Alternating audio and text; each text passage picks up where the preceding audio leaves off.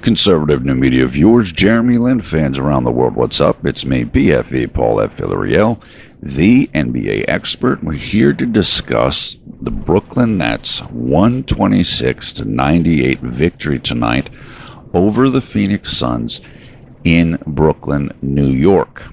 Brooklyn improves to 15-56 on the season, including 10-27 at home.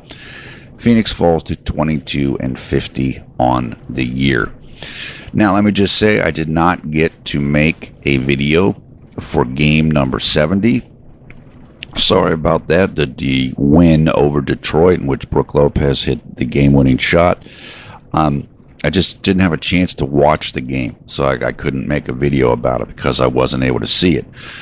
Fortunately, Jeremy, who missed that game, was back in this game, and it was nice to see him come back so quickly.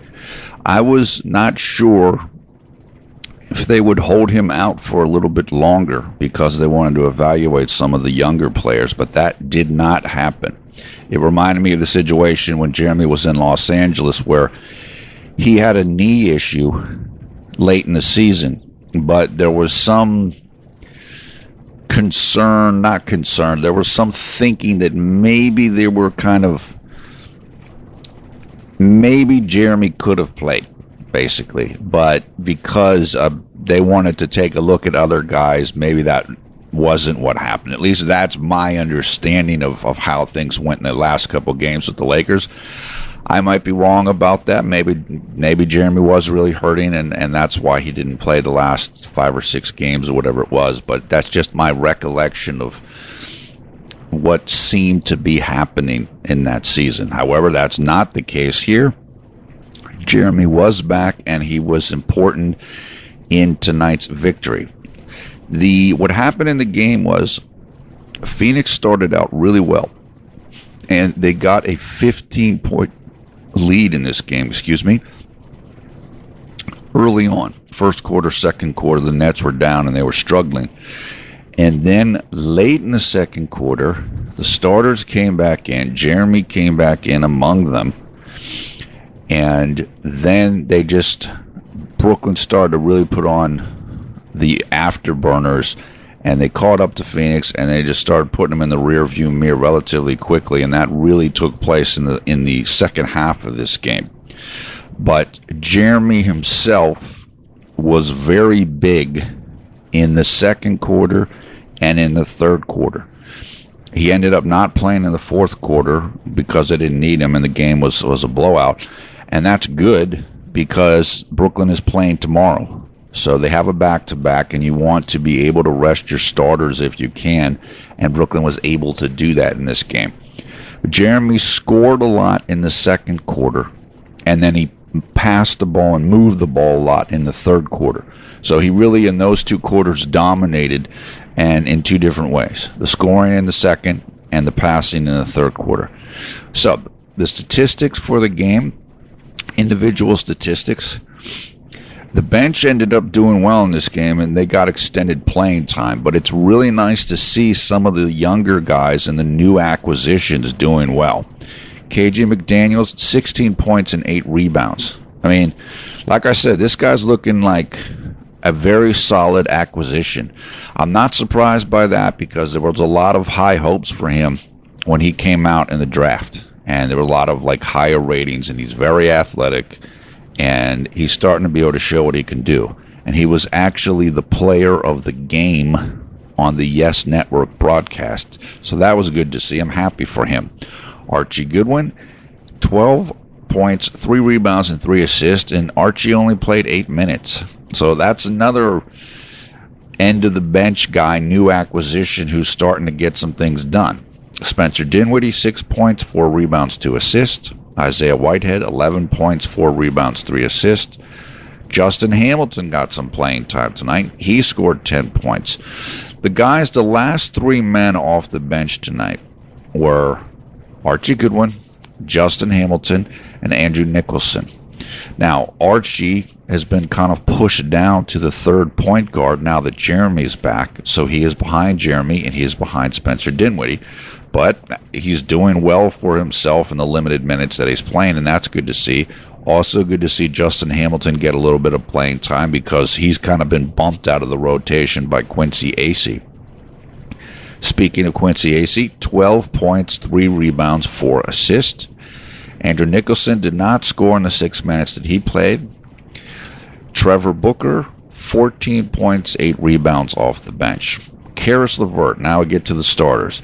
8 points, 3 rebounds, 3 assists. Randy Foye did not score in his 20 minutes, but he did have 2 rebounds. Rondae Hollis-Jefferson, 5 points and 16 rebounds. That is a new career high for Rondae for rebounds in a game. Brooke Lopez, 19 points, 6 rebounds. And finally, Jeremy Lin, 13 points, 3 rebounds, 5 assists. Jeremy played 21 minutes. He shot 3 of 7 from the field, including 1 of 3 from three-point range, 6 of 7 from the free throw line. No steals, no block shots, 2 turnovers, 2 personal fouls. Jeremy's plus-minus was a -2. So, what's nice about this is, unlike with the hamstring injuries, Jeremy didn't miss much time now. He only missed a couple of days, and he only missed 1 game.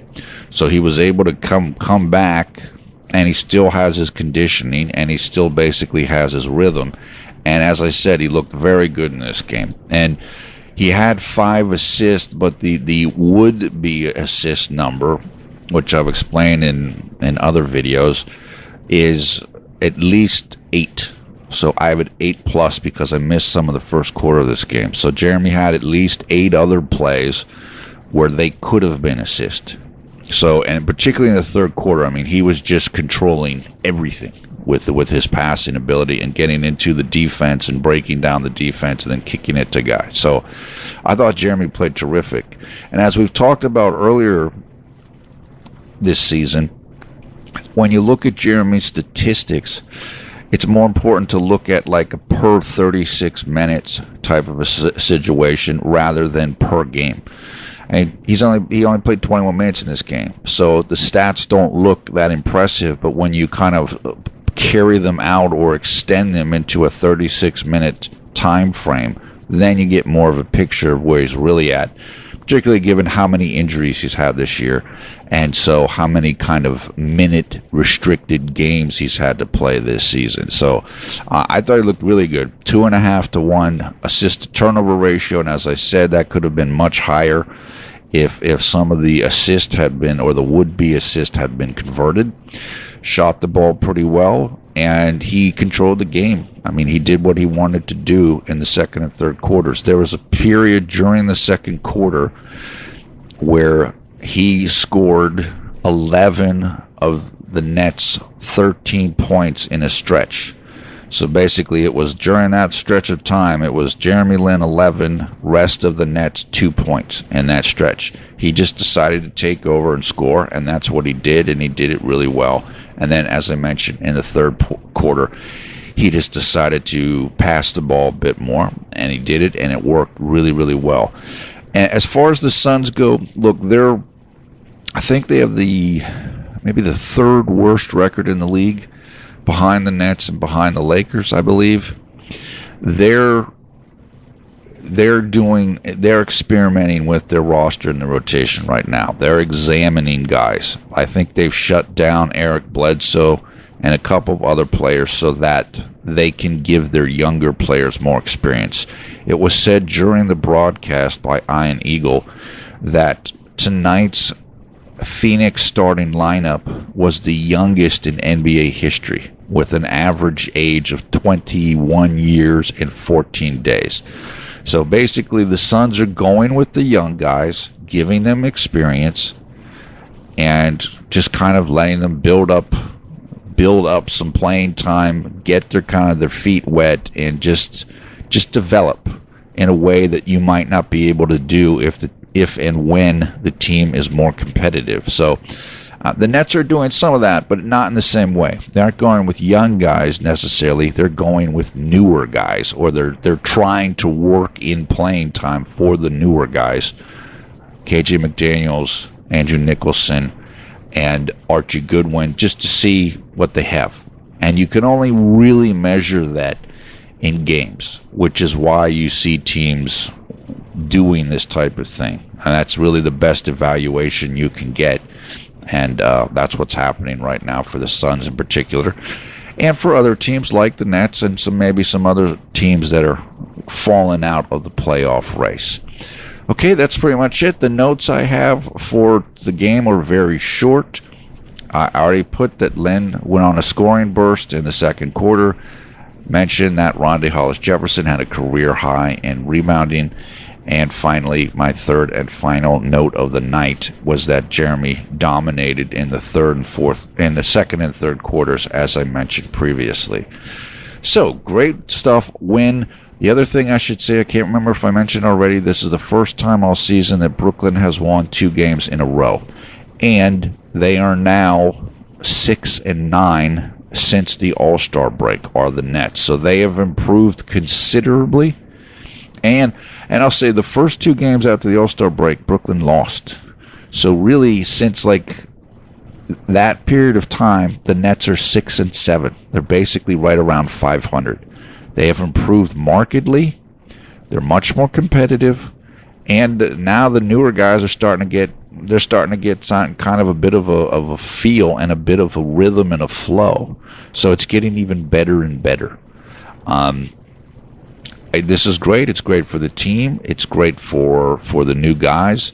Maybe, who knows? I mean, the Nets they've won 15 games already. I guess now the next goal would be, get to 20 games if you can. And we'll see. Maybe there's a possibility of that happening, as they'd have to win 5 of their final 11 games to be able to achieve that. And with the way they're going right now, it could be a possibility.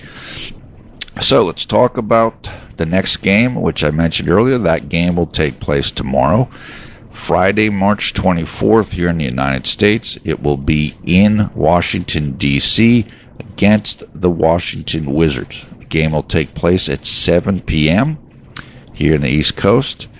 And so that means the game will be less than 24 hours from now. And Washington is a very good team. They're a very talented team. I think they're currently in the 3rd seed in the Eastern Conference. They have a lot of ability. They can really score the basketball. Of course, that's where Bojan Bogdanovic got traded to in return for Andrew Nicholson and another player who the Nets waived. That'll be a good test for Brooklyn. That'll definitely give them a sense kind of where they're at. Washington needs to win right now. They need to win games. And they have a very potent offense. They will test Brooklyn's defense.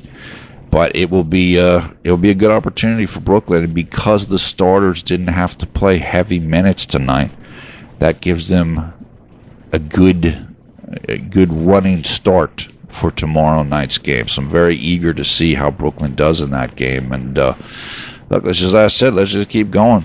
You got 2 wins in a row, and the team is going to try to make it three wins in a row. Certainly, Washington will be favored, but like I said, the way their Nets are playing right now, they could compete with anybody, particularly with the depth. Washington is also a very deep team, so it'll be interesting to see how Washington bench versus Brooklyn bench plays out.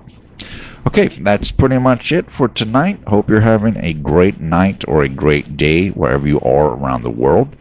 Take care. We will talk to you in about 48 hours from now, after the Brooklyn Nets travel to Washington, D.C. to take on the Washington Wizards. See you then.